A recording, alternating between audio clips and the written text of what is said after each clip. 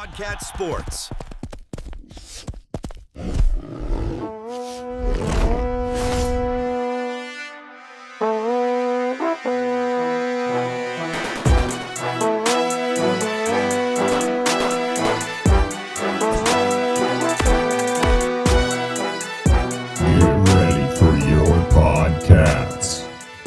Hey yo, Cats fans! Welcome back to the PawdCats Sports Podcast, where Kansas pride meets fierce energy. I'm your host, Ale Wildcat, and to my other side is Benny Le Wildcat. I'm Benny the Wildcat. Go Cats. Today we're diving into our first full preview of the 2025-26 Kansas State Wildcats basketball team. We've got 10. Count them 10. That's a lot. New faces. Yeah. How many new faces you got? 10. A lot. Count them 10. When you said diving, I thought maybe we were going to do a swimming preview, but I thought they closed the natatorium. I think they reopened it. Yeah, this is a basketball preview, and I'm excited. So Very excited. I'm I'm ready to break this down. We have a revamped coaching staff and a hunger to return to March Madness. Need to. Yes. Squad is built to make That's noise. Yeah. Built to make noise in the Big 12. So, are you ready to break down? Yeah, let's break down. You know, I actually have a little more credibility when it comes to these things as the 2019-2020 District 9-4A Coach of the Year down here in Texas. I have actually coached basketball at the high school level for many a millennia, and I might actually know what I'm talking about a little bit. So stay tuned. You guys can be the biggest critics out there on the internets, and leave some comments about my stupidity as we go. All right, so here's how it's going to go, Benji. We're going to do a player-by-player breakdown. Yeah, we break down. Because we do have 10 new faces, so we need to know who these guys are. Yes. We're going to talk about, Jerome Tang real quick. Yes, sir. And then Matthew Driscoll, associate head coach. Been seeing some good things on the socials. Lots of energy. Long season. Got to keep that going through March. Talk a little bit about the schedule and then season projections. I'm excited. It's going to be a fun one. I feel like pretty exciting. From what I've been feeling and sensing out there, what's been put out there on the internets, I'm feeling like this is going to be we're not ready for predictions, but it's going to be a turnaround year. I believe so, too. I think it'll be a pretty solid year for us. It can't get much worse than it was last year. But always difficult in the Big 12 for sure. Yeah, no doubt. We're going to turn the page on 24-25 because it is almost 2026. Let's break down. All right, so I guess we'll just go. I'll do a player. You'll do a player. Yeah. Yeah, or we could group them together by returners. I think we have 2, and Euros, which I think we have 4, and Bartlesville. Yeah, and then some other dudes. Yep. It's up to you, but we're going to run through the roster, no doubt. Break down each one of these guys and see what they might have to offer. See if we can make some predictions, and if maybe we can predict some things that are wildly off, and we can go back and check the receipts at a later date. Yeah, let's start with the returners. So let's start with CJ Jones. Yes, CJ Jones. Yeah, the 6'5" senior from East St. Louis, Illinois. Mad respect for East St. Louis, man. I've been to St. Louis, both sides of the river. CJ's coming back. What do you got? 5.7 points per game, 40.7% field goal shooter. I like CJ, man. I liked him from last year. I thought he started playing really well at the end of the year last year. I think he's going to be a great role player on this team. He's a senior. So I'm looking for him to take a little step up, maybe kind of be like that sixth man, kind of like, what was old boy's name? Sills was a couple of years ago. Desi. Yeah. Yeah, CJ, I got respect, too, for anybody who comes back after what, that team went through last year, and he's staying loyal to the program. So, mad props for CJ. Looking forward to him having a significant role on this team. Yeah, he's one of those guys, if he can be like a Desi Sills, that just propels our team, into that next level. So, that's what we can hope from him. Really good, I think, ball handler and can take it to the rim. Yeah. So, He's got the size and talent to get it done. He scored 744 points. I don't see any reason why he can't, get close to 1,000 if he plays that role and he plays it well. So, and he's a good defender out on the perimeter too. and he was from UIC, Missouri Valley Conference. Illinois, Chicago. Illinois, Chicago. They might have replaced the Shockers when the They Shockers may left. have. I don't know.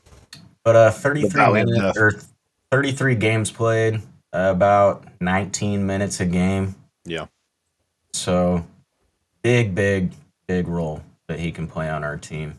Yeah, I would agree, man. I like that 6-man idea. We'll see what CJ ends up doing out there on the court this year, but expect him to get some playing time, at the beginning of the year, and he'll get the opportunity to prove himself because he's a returner and he's got experience in Manhattan. And I think he just gets better with PJ Haggerty. Yes, definitely the pieces around him should help him elevate his game. I believe that. We just want to probably see that free throw percent go up from 67 to 80. Yeah, especially if you're going to be taking the ball to the rim a lot, you're going to get those opportunities, and you're going to get fouled at the rim, and you're going to get to the line quite a bit. So up those percentages, and basketball's a game where if you miss a few free throws here and there, lose by 1, lose by 2. So CJ, looking forward to seeing play this year. All right, let's move on to. We have one other returner, correct? 2, 3. Three more. 3 more. You want to move on to David? Yes, David Castillo, guard, 6'1", sophomore from Bartlesville, Oklahoma. Hey, Okie. The red dirt roads, man, down there in Bartlesville. You ever been to Bartlesville? No, but shout out to my buddy Darren that lived out there at a point. I don't think he lives out there anymore. Was that out east of Tulsa or something? I think it's kind of in the panhandle of Oklahoma.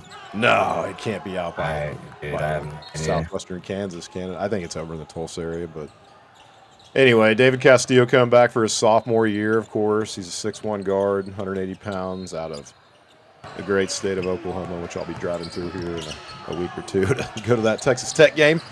2025 academic, all Big 12 rookie team. So he's getting it done in the classroom. Finalist for the 23 Tulsa World State Player of the Year. So yeah, Bartlesville here in Tulsa. Back when he was in high school. And second year at K-State. We'll see how much opportunity he gets. He did play in 32 out of 33 games last year, including 2 starts. What are your thoughts on old David Castillo from Bartlesville? I think a lot of people give him like bad takes, man. He was a freshman last year. He's a 4-star. He played on like the U18 or U17 Olympic teams, won gold medals. This is one of those kids that you want to see stick around for all 4 years, and then he could really be something special, I think, his junior year, senior year. He started against Drake in Wichita State, by the way, and he did play 319 total minutes, averaged about 10 a game. And we saw small glimpses, right, from him, but as a freshman, we didn't see anything too crazy. Let's just hope he can take a step up. You want to see him, it looks like last year he played, 10 minutes? 10 minutes a game? Right. And I wouldn't expect him to get a lot more playing time than that this season. I think the goal might be to have some of these older transfers in the backcourt coach him up and give him that opportunity next year. He seems like a program guy who's gonna stick around for the long haul, so that's good to see. Yeah, you want him to be 10 to 15 minutes a game. If he can get up to 15, that'd be great, because that's a sign that he's playing well. Probably not, but his 3-point percentage last year was 25.4%. You want to see that move up. He's a great free throw shooter. That has to be up over 30 and closer to 40 if you're going to take high volume. Over 40. 19 for 86 on his field goals. Ouch. But I think he was kind of one of those guys that was being put in and just kind of throw up some threes. When there's no rhythm to the game, and yeah, you're grasping at straws because there's no flow, and you got people complaining on the court who are overpaid and shouldn't be out there. So I get that. Struggling from the field, gonna have to definitely up those percentages from all areas on offense. Yeah, but he was coached by one of my favorite players that his name slips my mind right now. Clint Stewart. Yes, Clint. Yep. He is the all-time leading scorer at Bartlesville High School, 1,594 points. He was coached by Clint Stewart. Yeah, Clint Stewart, my boy, and I forget the name because when I first started listening to college basketball, I was like 11, maybe, and he was Yeah, I on the think team. he was on the Martin team, right? And then before that, I think Yeah, the first Martin team, maybe, and then Bob Huggins as well. And he may have even been a Woolridge guy. I don't know. Clint Stewart. I have to go back and look at that. But I think he played in 06-07 under Huggins. Of course, coached David Castillo down there at Bartlesville High School. So David Castillo, probably another developmental year. I don't expect him to get a huge amount of chunk of minutes unless the efficiency on offense improves and all right, dramatically.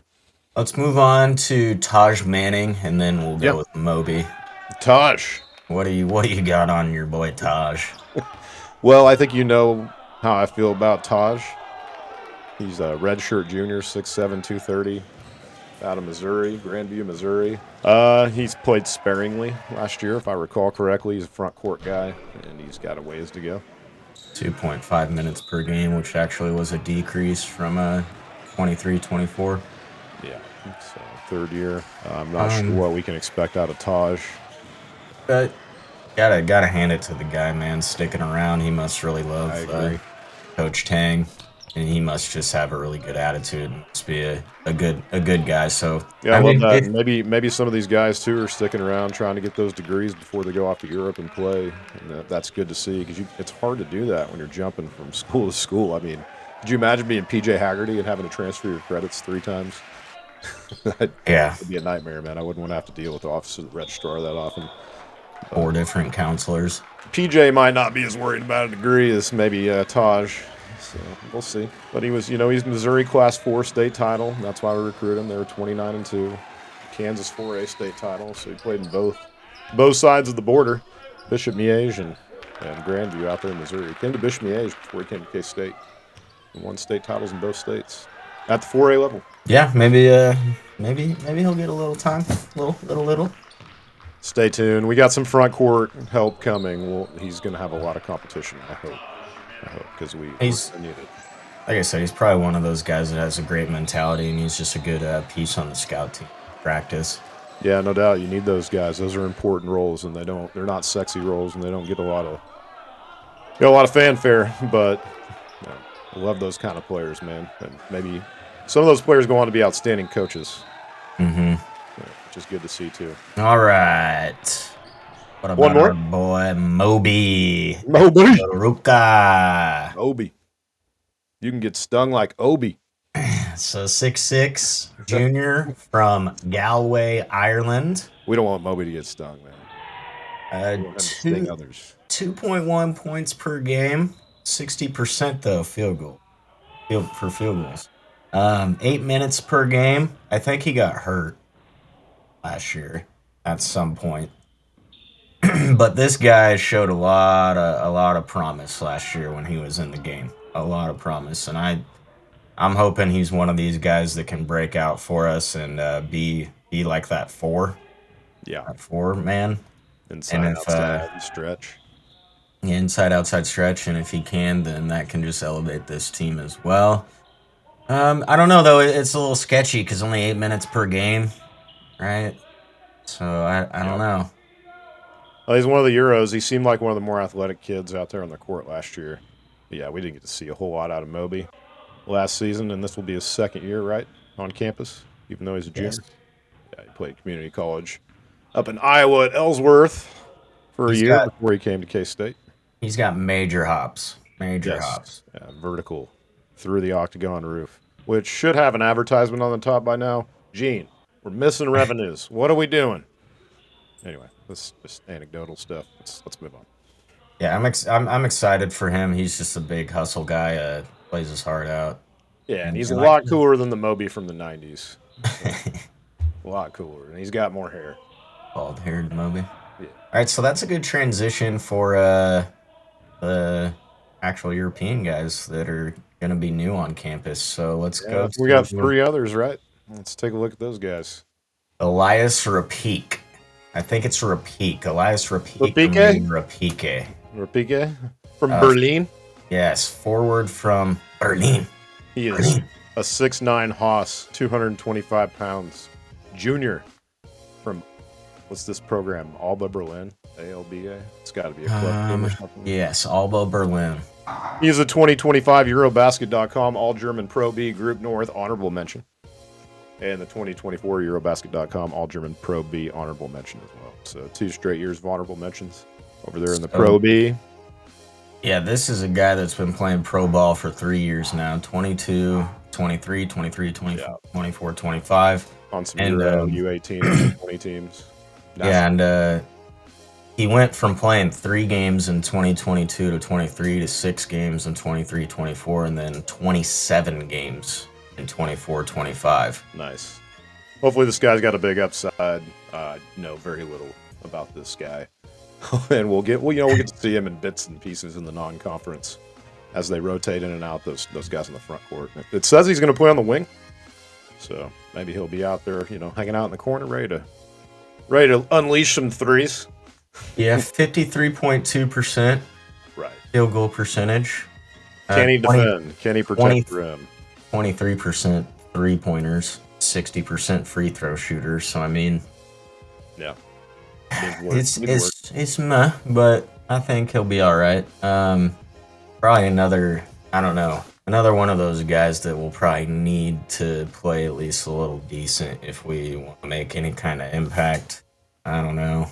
Well, hallo, wie geht's? Wie steht's to Elias Rapike from Berlin, Deutschland. We're looking forward to seeing you ball in the Little Apple. Yeah, maybe contend for that 4 spot that we're talking about. That's kind of our question mark going in, and what we had when we're coming into this breakdown is who's going to play in that 4 spot. We'll get to him in a minute, but I think I know. We'll see. I think I know. All right, next European guy. Yeah. What do we got? We're going down to Doran Buca. Buca from Italy. Doran Buca, 7'2" center. Hey, he's got his bio picture on the K-State website. It's like his foot. Just massive foot. Right next to the ball. So, wonder what size shoe he wears.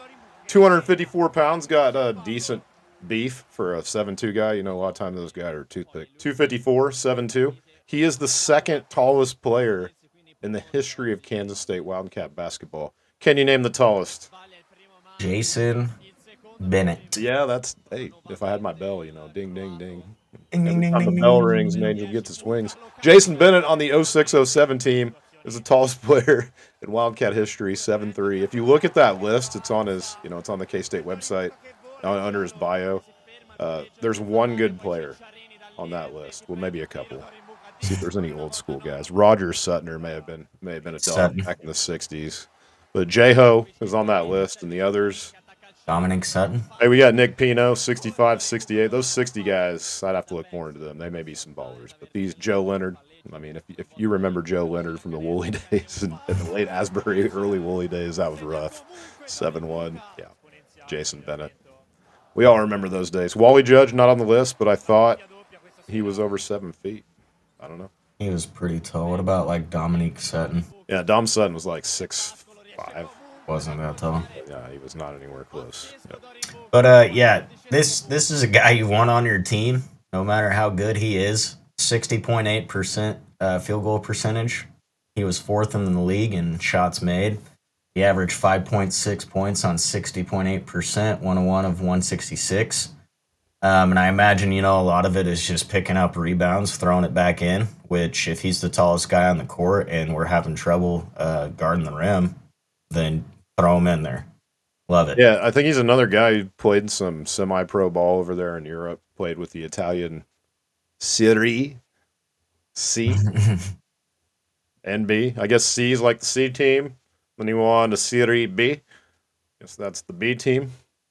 But he seems like a guy that could be a high-efficiency scorer, and I don't know. With a lot of these dudes, they have to be able to protect the rim and have to be able to move their feet on defense.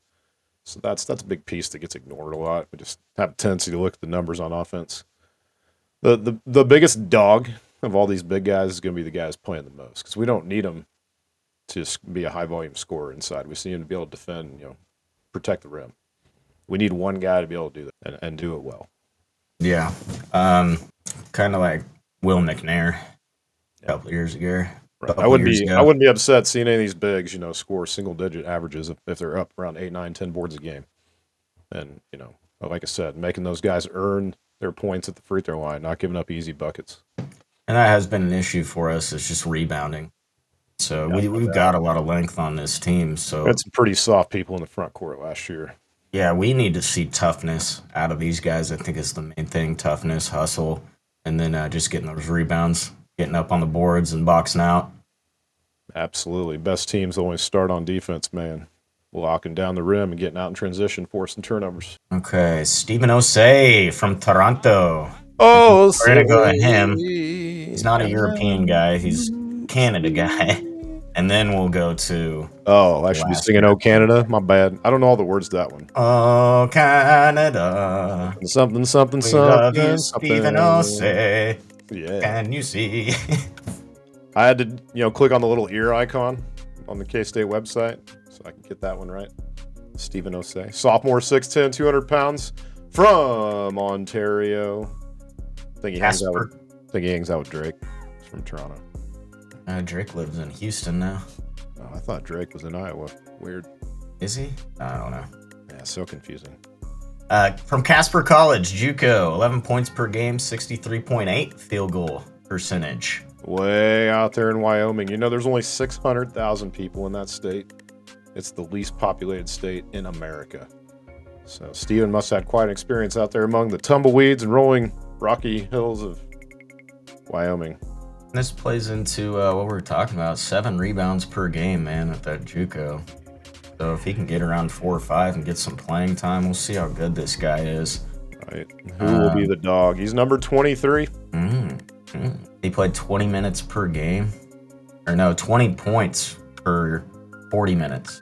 He transferred to K-State after one season out there at Casper. That's what you're talking about last season. 11 points a game, 63.8%, 113 for 177 shooting. So he's a high efficiency scorer with 7 rebounds.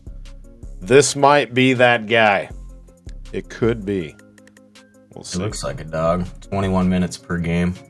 He played along future teammate Abdi Bashir Jr.'s twin brother, Abdul, up there at Casper. So there's the link. Maybe he'll be the next Shea. Shea Gilders. Shea Gilders Alexander. He's the next SGA. We Canadian guy. Yeah, I don't know about that, but that would be nice. Stephen Osei from Canada. What was their record? Oh, Canada. At Casper. Under. I'm looking at that right now. Played Hutch. I'm not seeing it. But anyway, he had a pretty good year. He has the potential to average double-double if he gets the minutes and the volume playing time that we think. But it's going to start on the defensive end. Osei. They only lost 7 games. Pretty solid. Yeah. They played Fort Hays Tech. Fort Hays Tech. Anyway, before we lose the entire audience, should we move on to this guy from Serbia? Andre Kostic. Kostic. Straight day, brother. Andre Kostic. AK, brother. This is the guy we spent a lot of money on. A lot. Mucho dinero. Of money. What do they call money freshman. in Serbia? I don't know. All right, you talk about him. I'm gonna look that up. 6'6" freshman from Belgrade, Serbia. Belgrade. He played in the Serbian Pro League. This kid I think he's only 18. Hey, man, 16. The official currency in Serbia, by the way, is Serbian dinar. Dinar. We gave him a lot of dinar. Mucho dinaro.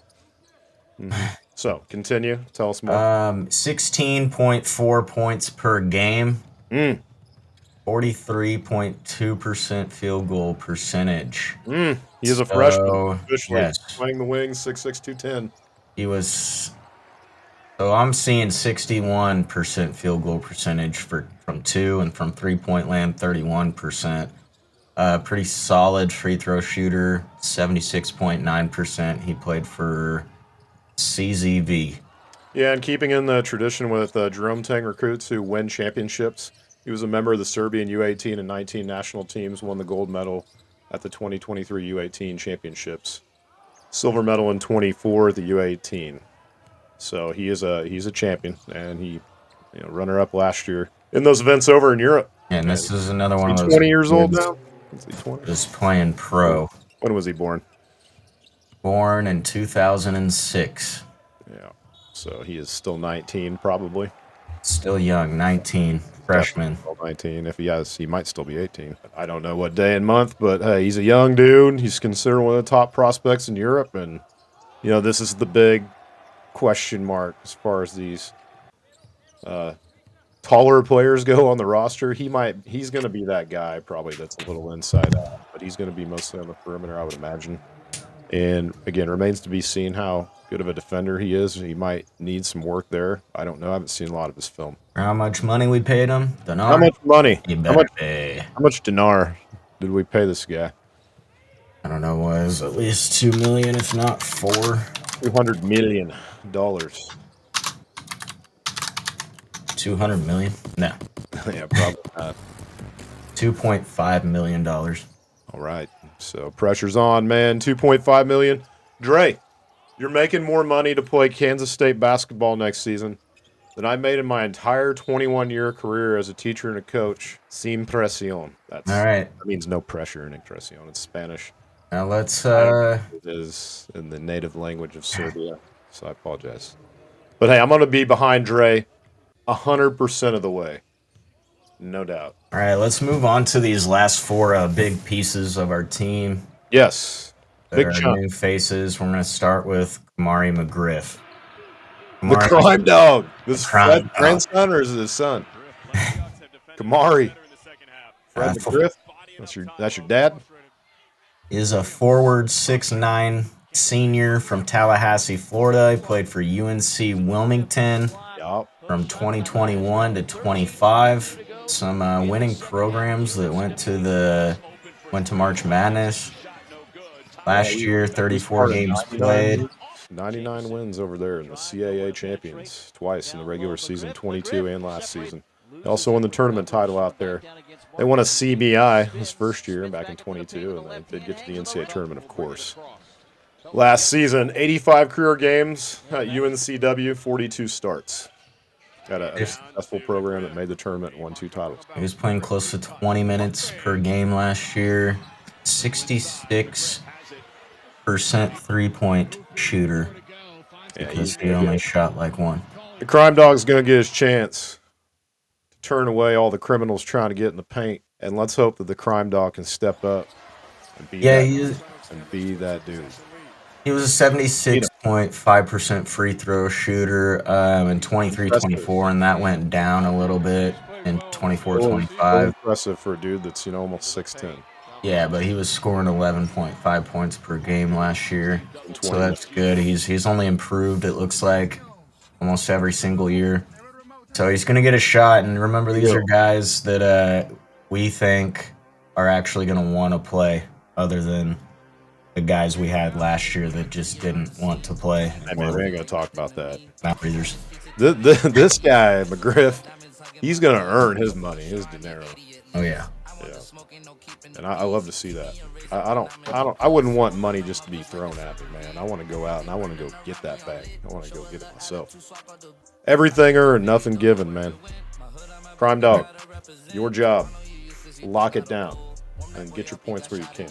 All right, now let's get to some of the big names here. Nate Johnson. Nate, the great. 3 senior, Liberty Township, Ohio. Hey, man, Liberty's great, man, because that's my insurance company, Liberty Bibberty. I'll probably end up switching. They're going to raise my rates. So. This guy, MAC Player of the Year and Defensive Player of the Year. 44.9% field goal percentage. Player of the Year and Defensive Player of the Year? Yes, in the MAC. That's a dog right there. Oh. Hey, man, I don't care what conference you're in. If you're the Player of the Year and the Defensive Player of the Year, man, you got my respect. Oh, yeah. 14 points per game for an Akron team that was actually pretty solid last year. Love the Zips. Love the Zips. Mm-hmm. He's been there since 2022. He has improved every single season. He has played more minutes every single season, 30 minutes per game last year. This is a guy that can be huge for our defense this year and just bring that defensive mentality under a defensive-minded coach and hopefully coach up some other guys out on the court. This could be the guy that's kind of like Desi, and he's got more size. He's 215, 6'3". So I would love to see him lock down some folks on the perimeter. That was sorely missing last season. It was opening up so many opportunities for opposing teams' offenses because we just couldn't keep guys in front. And then, of course, once they got biased to the rim, it was a disaster. So this guy is definitely going to get his chance to, Nate Johnson, to be that guy, that tone setter on defense, to make those big plays, get down on the floor and get the crowd hyped, and dive for loose ball. K-State fans will love you. Will love you if you're that guy. Oh, yeah. They love to see it. All right, moving on. Hey, dog, let's do this. Hey, dog. Abdi Bashir. Yeah, we're getting into the big names now. Abdi Bashir, he's a toothpick, man. He's 175, 6'7". So, but is he a baller? He's coming from Monmouth to the Cats. His hometown is Omaha, so he's coming back closer to home. Tell us more. He was playing 33 minutes per game. This guy was the 16th highest scorer in the nation last year. I believe number 3 in three-point shooting last year. One of the best shooters in the nation, and from what I hear, he's just got a great shot, very fluent. So very fluent or fluid or both? Fluent, flows. So he's fluent in basketball shooting, which is different than being fluent in maybe soccer shooting. Yes. Okay. 38.4% from three-point land. 36% free throw shooter. 30 what from three-point land? 38.4%. Yeah, 178 off 463. I think that's in his career. Yeah. And this is a guy that has played some big name teams for with Monmouth and put up like 38-20 against Seton Hall, against Michigan State, putting up big numbers and showing up in big time games. He shoots 86% on his career from the line, and he's getting points there too. 900 points in 2 years? That's big time. Yep. First team, all CAA. That's the Colonial Athletic Conference, or Colonial Athletic Association, I should say. For those of you who are not familiar, it's up in the Northeast. He was also the Oscar Robertson National Player of the Week last November. So, hey, man, anytime your name is mentioned with the big O, you got some big expectations. Young people, go back and watch Big O's highlights. 20 points per game last year, 20.1. Love it. So that's huge. Yeah. And let's he's going to be looked to be our one of our top scorers, no doubt. And I'll explain more. I know what some of you are thinking. I'll explain more in a minute. We'll get to him. But I think Abdi Bashir has potential to be the top scorer on this team. All right, before we get to our boy PJ Haggerty. Yeah, that's what you guys were thinking probably. We'll get to him. We got to get to Marcus Johnson and Xavier Wilson. Yes. So Xavier Wilson averaged 20.6 points per game in the 24-25 season. He is a freshman from Columbia, Missouri. He averaged those points at Father Tolton High School. Father Tolton must be a good guy. He got a school named after him. 6.8 rebounds per game, 3.8 assists per game. Probably, I don't know if we're gonna see him a lot, but who knows? Maybe he's a really good freshman. We'll see. Remind the people who you're talking about one more time. Xavier Wilson, 6'1", 170 pounds, freshman guard. He's not gonna see the floor a lot this year. We'll see what comes out of that. He's a young dude. Development. Yeah, no doubt. He is a Class 4A All-State team for 3 straight years over there in Missouri, probably in the private league because it says MBCA. I'm assuming that's the parochial league over there in Missouri, private school league. Down here in Texas called TAPS. I forget what it's called in Kansas. Well, Kansas, they play them together, don't they? But anyway, he scored more than 1,700 points in his prep career behind only one person at his high school, apparently. Interesting. Michael Porter Jr. Michael Porter Jr. So I guess number Michael 2. Porter Jr., really? high school. Michael Porter Jr. is in the league. Was in the league. Yeah, Michael Porter played for Denver, correct? The Nuggies. Yes. Yeah, I think he played for the Wizards at a point. Yeah, Washington. I have to go back and look up Michael Porter's career, but he did average 20.6, 6.8, 3.8. We're talking about points, rebounds, assists, PRA. So in the future, degenerates, when this guy, Xavier Wilson, is on the board, over on the PRA. But for now, he's got to figure out what Manhattan's all about. He's got to find a role as a young guy coming in with probably the least amount of experience, I think, on this roster. And then you know what I mean? And then we've got Marcus Johnson. This dude's a hoss. Yeah, 6'7", a little short, but he's 265 pounds. This dude's a shooter. 16.2 points per game, man. He, my initial kind of idea behind this guy. Do you remember Luis Colon? Yes. That's the first thing I thought of when I saw this guy's picture, Marcus Johnson. Here on let's hope he's, website. Go ahead. Let's hope he's more like that guy from that NC State team that made the run to the Final Four. Maybe he can be Luis Colon with better offense.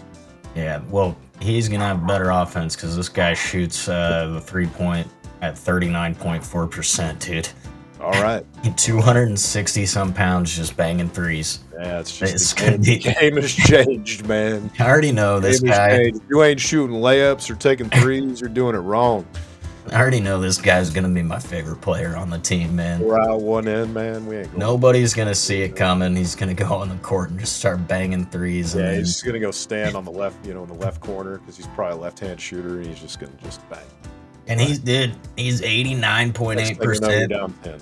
89.8% from the free throw line, 43% field goal shooter. Can't like this see what that stroke looks like, because it's probably got beautiful rotation. It's coming right off that middle finger, index finger, just the elbows in. He's dropping it right in the bucket.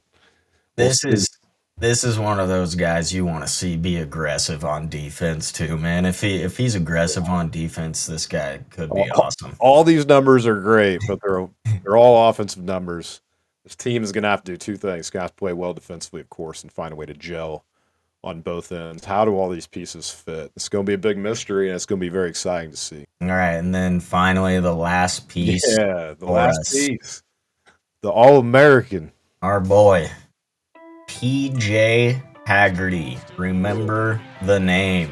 He's from H-Town, man. You went to Crosby High School. That's just east of downtown Houston.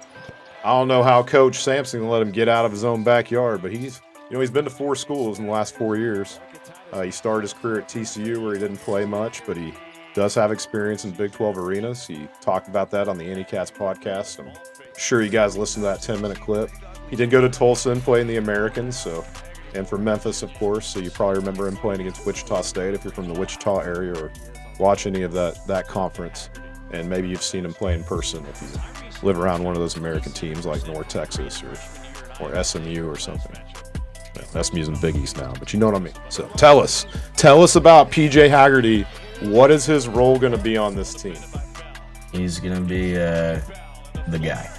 He is 100% the guy. Okay? He is the guy. I'm not sure if he's going to be the guy like that a lot of fans have envisioned in their mind. Go ahead. Tell us what you think. I bet on this guy last year, so I watched him a lot. He's going to be playing most of the game, probably 37 minutes per game. That's what he was playing at Memphis when he only take him out a couple times. Yeah, he might come out the last minute of the quarter just to bookend it with the timeout. Or if he's in foul trouble. But this is a guy. In the NBA, we're not playing high school. But hey, maybe one day we'll go to 4 10-minute quarters. This is a guy that is going to drive the lane constantly. He's going to put the ball up. He's going to draw fouls. He's going to shoot probably at least 8 free throws, 6 to 8 free throws a game. And his percentage is 81.8, so he's going to make his free throws. Right. He's going to only get breaks probably at those under 4, 8, 12, 16 timeouts. That's what I was thinking. So like I said, this college ball. He put up huge numbers, just like you were mentioning. One of the top scorers in all the land. Now, it's going to be a little different playing against Big 12 competition, but you're still probably going to see this guy putting up around 20 per game, we hope, 15 to 20. Yeah, and in the Paw'dCats podcast, he was interviewed by PawdCats about 10 minutes. That's where everybody heard the news about him saying we might have the best backcourt in the nation. He came to Kansas State because at the Combine, he was told, he said that he was told that he needs more work, handling the ball and being the ball-dominant guy. So that's why he came to K-State. He knows Tang's going to allow him to do that. He's not going to put any, handcuffs on him or anything offensively, and he's going to allow him to run be the guy on the floor, the coach on the floor. So his scoring might go down a little bit. And he talked about getting a lot of assists and being more of a distributor. But his biggest role, if he's going to be that ball-dominant point guard, his biggest role is going to be the coach on the floor and making sure all the pieces are in the right place. And you've got to balance, multiple variables at once while you're getting pressure from some of the nation's best front court defensive players or backcourt defensive players. It's going to be a big challenge for PJ to see if he can overcome the things he mentioned in that podcast that a lot of folks aren't paying much attention to. And there's one thing in particular that I saw that I love. He talked about already going in and winning at KU and winning or beating KU at K-State because Andy asked him about that rivalry, and he said something very interesting. I love this. He says, I look forward to going and getting those road wins. That's road kill. That is road kill. So, hey, if you're going to a road game this season, make a sign. Road kill. Road kill. Put PJ right next to him. I love that. Nice. I love that attitude. I love the mentality. From everything I heard from that 10-minute piece, and I've seen him play before. He is a baller. He's a dog. For sure. And I think he's got it up here. I think he's ready. PJ's going to be the ball dominant point guard. He's going to look to be a distributor and a facilitator, and most importantly, the quarterback of the offense. So, again, his scoring might go down, but his assists and rebounds might go up a little bit. We'll see. I wouldn't expect him to take a huge step forward in the scoring category if that's his role. Yeah, most teams are going to look for him to drive the lane, and that just gives us all the opportunity to just pop the ball out to Abdi Bashir and Marcus Johnson and these dudes that are just going to pop up for threes. And let's hope some of these guys on paper, we had some of those guys last year, but in practice they don't. And then didn't perform up to expectations in that role. Some of those guys standing on the wing shooting those threes, and their reliabilities on defense too.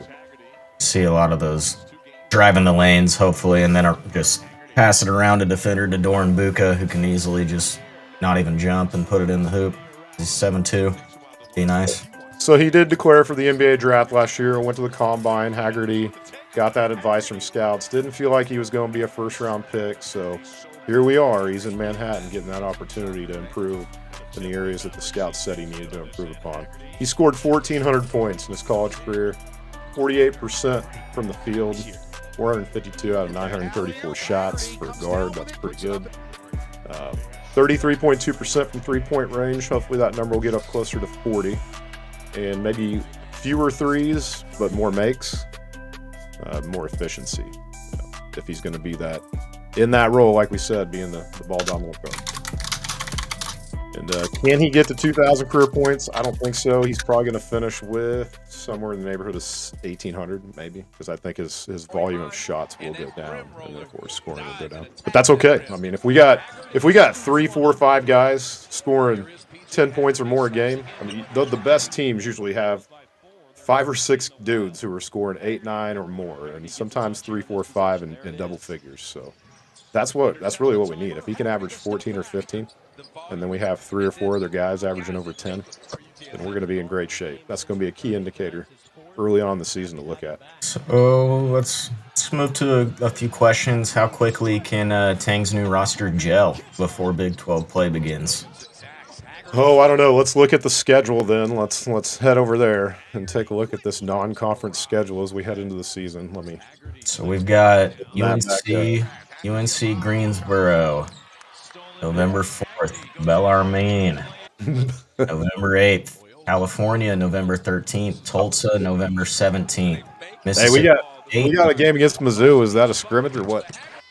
Yeah, that's an exhibition. That is on Friday, this Friday at 9 p.m. on SEC Network. So that's nice. We got something to look forward to, man, this week. Yes. Friday night, we're playing Mizzou. It's just a scrimmage, but It's on SEC Network, so I don't know if we're gonna have to buy that or get on Versus or no, you can get on Fubo or ESPN, man. something. You got ESPN Plus. You can get to SEC Network or know somebody with a cable login or something. So that's going to be an awesome game just to open up our season, even though I'm pretty sure it's an exhibition. Yeah, it's See how we fare on the road, too. You gonna listen to Wyatt Vision on that one? Yeah, probably. Those But other guys than do a that, better job for basketball, I think, anyway. So. this is really cool. We Love play on the basketball court. we play Indiana, dude, at Indiana this year. Yeah, If I could I've make already it out to seen that some. game, I'd go I've to seen that. some folks that are going to that on social media, and I even looked into it myself. But I'm figuring that you'd be dropping 500 to $1,000 to make that right. But Yeah, and man, then to it's see a the week of game in Assembly Hall, Thanksgiving. that's on the bucket list, man, for any serious ball knower, no Oh, doubt. yeah.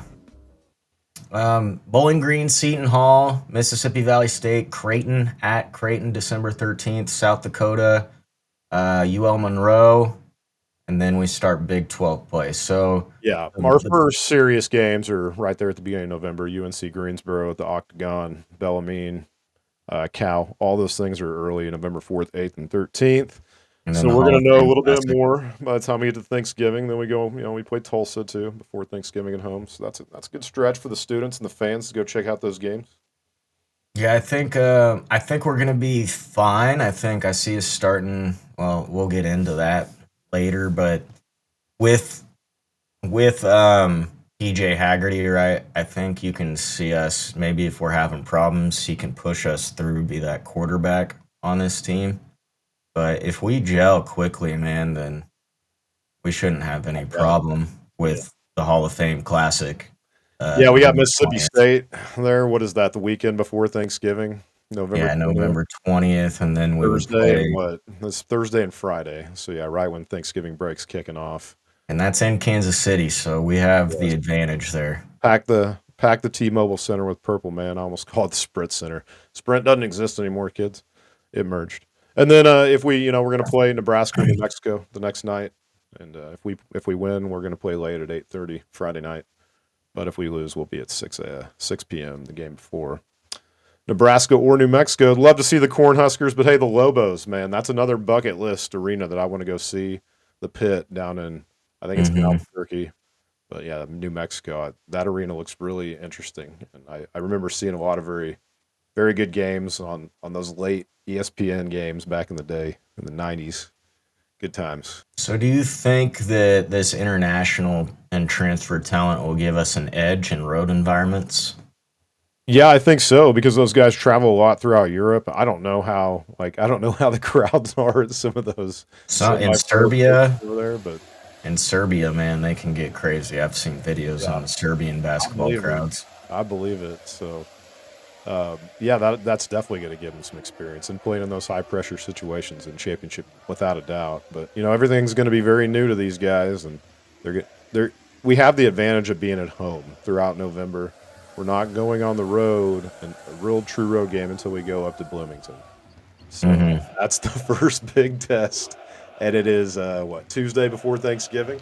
Yes, Very exciting. I might still try to go up there. We'll see. that'd be awesome. That's a lot of money. That's a lot of dineros, a lot of dinars. But Um, it'd be cool. let's hit just Jerome Tang as a head coach real quick. For those of you, if you don't know, he is from Trinidad and Tobago, Right. San Fernando. His career path was Heritage Christian Academy from 93 to 2003, Baylor assistant from 2003 to 2017, and associate head coach there, 2017 to 2022. Won a national championship there with them. Yes. His record at K-State, 61 and 41 overall. And, we got to remember that Tyler Perry team, they were actually a winning team. Right. And 2 years I thought they ago, were decent. second year. Yeah. In his first year, we were really good, of course. We were Right. 28 and 28 in the Big 12, which the Big 12 being the best conference in college basketball, I believe. 28 and Yeah. 28 is pretty damn good. No doubt. I mean, that number would be higher, right? But last year was pretty disappointing. And highlights: he is the Naismith Coach of the Year, Big 12 Coach of the Year in 2023. That was that Keontae Johnson, Marquise Noel team, as he Love said. it. those guys. Hey, don't forget about Ish, man. Big 12-ish. Big 12-ish. And your boy Desi. And Quan. Cam Carter. Yeah, led K-State to a lead Damn! in 2022-23. If we beat Florida Atlantic, probably the national championship, but choked. Known for aggressive recruiting and player development, and he's high energy defense first and culture driven leadership. So with Tang, I think it's a lot of you guys got to buy in to what he's doing, and I know that he's going to make adjustments this year because he's verbally spoke about how he made mistakes last year. So, well, you talk about buy-in too. It can't just be all the individuals trying to buy into one message. It's going to have to be a couple guys, a couple of the leaders like Haggerty and a few others that are buying in first, and then they're convincing the role players to buy in as well. But yeah, last year no one was convinced, and the guys who may have been convinced weren't going to be the most vocal guys to get the rest of the team on board. So I think he made some mistakes, of course, with his recruiting, and maybe that might be because of some outside influences. I'm talking about last year's team, of course, not this year's team. We'll see if that corrects itself. So far, I'm hearing from the locker room that the attitude and the demeanor of this particular group is significantly different and better, which is refreshing from coaching perspective, no doubt. And the difference is that this year we're getting players that are tough, have won championships in their smaller conferences, and they're coming up to play for Kansas State. So they want to prove something. Yeah. Now last year it was guys, yes sir. Last year was guys that were Power 4, Power 5, however you want to call it, that were coming into Power 4, Power 5 that may not have gelled on their respective teams, and didn't have that dog mentality, didn't have that crazy faith. So we're looking for. Hey man, Shark Week. You ain't a shark, man. You a guppy if you can't get through Shark Week without complaining, man. Especially if you're getting a $2 million bag.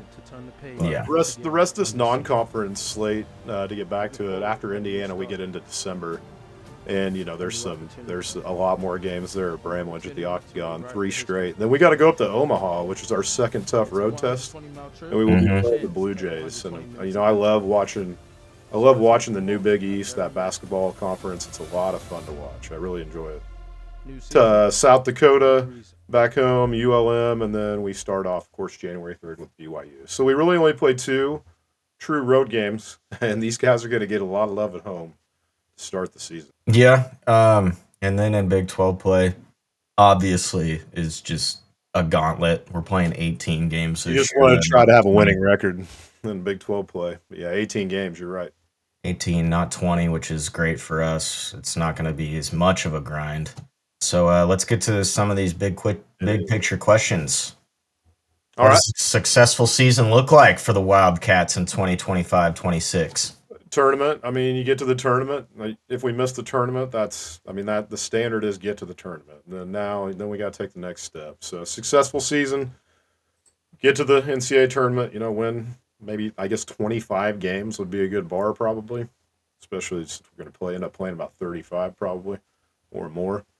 So, and then, of course, like I said, one of the key indicators I'm going to be looking at is, do we have 4 or 5 guys that are scoring at 8, 9, 10 or more a game? Are we able to make these pieces fit in a way that's cohesive that can lead to those sort of results from any particular guy on any particular night? And that starts with Haggerty being that guy on the court. He buys in, everybody else buys in, and the results will take care of themselves. Yeah, successful for me is probably 8 to 10 seed as the floor and winning about 21 games. 21. 21. Which stretch of games could define our season? And I'm looking here. Oh, it's not going to be in the non-conference. No. It's... Oh, man. Starting out, BYU at home. Yeah, that's what Arizona. I'm looking at that Creighton game. So the stretch from December 13th through January 7th. So starting at Creighton. Right. Into that Arizona game. BYU is going to be a great team because they got that AJ DeBonsta. Right. Ranked number 6 in the country to start the season, I believe. Wow. So we have them at home in Bramlage. That'll be huge. That would be huge if we could get that win. Remember, we played. That's over Christmas break, January 3rd. It's going to be on Saturday at 12:30. It's already on slated to be on CBS. Yeah, and we played Baylor and Texas in 22 and 23 back to back, I believe, on the road, and that's when we kind of knew that it was going to be a big time year. Yes. So that's what you want to see. I would agree, man. If we can beat BYU at home and then go on the road and win those 2 games down in Arizona, then and start out 3-0, coming back home with UCF, man, that would be a key stretch. I would think for sure. You probably would want to win 2 out of 3, definitely Arizona State, and then steal one of those games. You never want to lose at home, so winning against BYU would be huge. Hey, you going to make it to the Houston game on February 14th down there in the Fertitta Center? Yes. Yeah, that's going to be an expensive ticket. Probably that place only seats about the cheapest tickets right now are $120. I would wait on that. They're just trying to take advantage of some overly emotional Cat fans who have no patience. So speaking of which game are you circling as the must-watch Bramlage showdown? It's probably that opener against BYU, and then you got KU, of course. But other than that, the slate, Tech's no, not Tech. Baylor, maybe if Baylor's good, February 17th, Baylor at home. But other than that, we got Farmageddon on February 1st at Bramlage at the OOD. Seton Hall. Yeah, would be cool. The Pirates. Yeah. Hey man, you ever take a class in Seton Hall? Yes. Architecture. Pretty sure. Yeah, I think I did a few. But anyway, not that Seton Hall. We're not playing them. We're not playing the architecture people. So we're getting close to an hour here. Let's go with our season projections. Yeah, let's try to wrap this up here in the next 5 or 10. Season projections. So non-con. Here we go. Non-con. UNC Greensboro. Dub. W. Bellarmine. Dub. Cal. Dub. Tulsa. Dub. That's 4-0. Well, our lowest probability of a win is obviously at Indiana and at Creighton. Those are our lowest probability wins. So, if we can get through non-conference with 2 losses or even maybe 3 or less, we're kind of headed in the right direction. Because, that's not going to be an easy couple of days up in Kansas City, the Hall of Fame Classic. So, yeah, if we're 11-2, then look out. 10-3, we'll be fine. You don't want to lose more than 3 games. Yeah, I think we play 10 non-conference games. 1, 2, 3, 4, 5, 6, 7, 8, 9, 10, 11, 12. You're right, 13. So, yeah, I'm thinking 10-3, 11-2. Somewhere in there, 11-2 would be best, or even hell, if we're 12-1 or 13-0, here we go. That'd be amazing. That means you're winning. Strap in, buckle up for tough places, Indiana, for a hell of a Big 12 slate. Yeah, but I'd be okay with 11-2 or 10-3. 9-4 would be a little sketchy. 9-4 is when you're getting the bust territory. Yeah, you don't want that at all because then you're losing to Seton Hall, Creighton, Indiana, Mississippi State, teams, whoever. Not winning your own tournament, Nebraska, your own New Mexico, losing to Cal, maybe.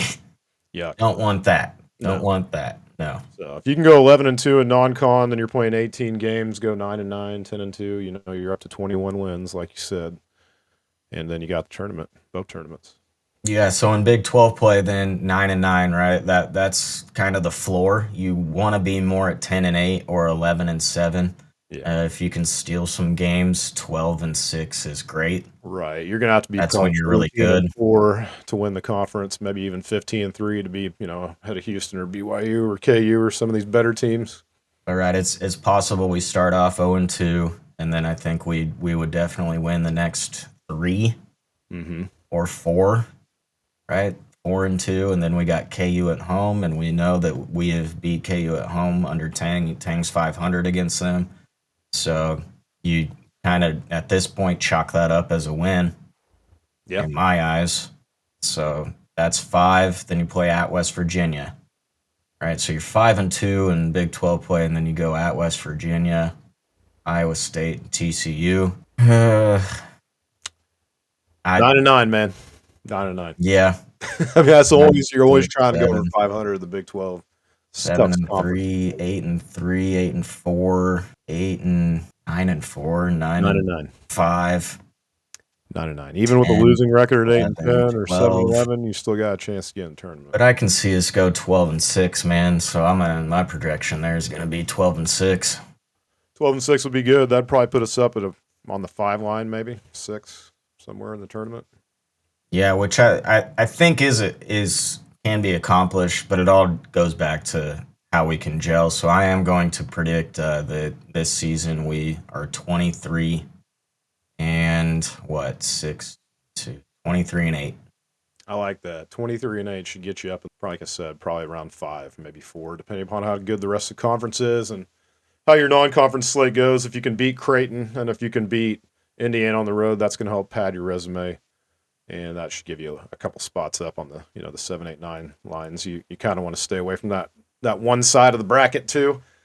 So to get to the bottom of the bracket, if you have to be on one of the side or the other. So we're a bubble team with upside, right? So if we gel early, then we could push for a top 6 and a good Big 12 finish. This team's going to be significantly better than last year's team. Yeah, I think they're going to want it more, man. Yeah. That's what it comes down to. They're just going to want it more, and I think they are going to gel better. I think they're going to have to, because you got that dynamic with the European players and that language barrier. Right. So they're going to have to communicate. You did miss one thing in this whole, I think we talked about him briefly at the beginning, in this whole big puzzle. Who's been running the show at practice? So our boy Matthew Driscoll. Yeah. And this guy, I think, knows the X's and the O's pretty well. And he's definitely a top-level motivator. So that could play a significant role, and that could be a significant difference maker for us. I like what I'm seeing just from a distance. Mm-hmm. He's a big mid-major, building mid-major powerhouses. Yeah. Valpo. I'm excited to see him on the sideline. Yeah, I think him gelling with Tang is going to be great. They got crazy faith. We got that faith, crazy faith. You got to have it, man. You got to have faith, the faith. Got to have faith, the faith. Well, you want to give us some final thoughts here before we wrap up this Kansas State Wildcats 2025-26 basketball preview? Yep, with elite scorers like PJ Haggerty, sharpshooters like Abdi Bashir Jr., and international talent like Kostic and Rapike. This team has the firepower to compete. Add in the defensive grit of Nate Johnson, the size of Buka, McGriff, and Marcus Johnson, and Coach Tang's 4th year could be his most dynamic yet. I agree. 4th year, usually back in the day, was when coaches would take off and their programs would take off 3rd, 4th year. So I know it's a different era. 4th year could be the year. 25 plus. So stay tuned for our next episode where we break down the Wildcats' non-conference schedule and predict early season matchups. We're going to do the pre-games. Yeah. So until then, keep it fierce, keep it purple, and keep it Paw'dCats. Go Cats. Check you later. See ya.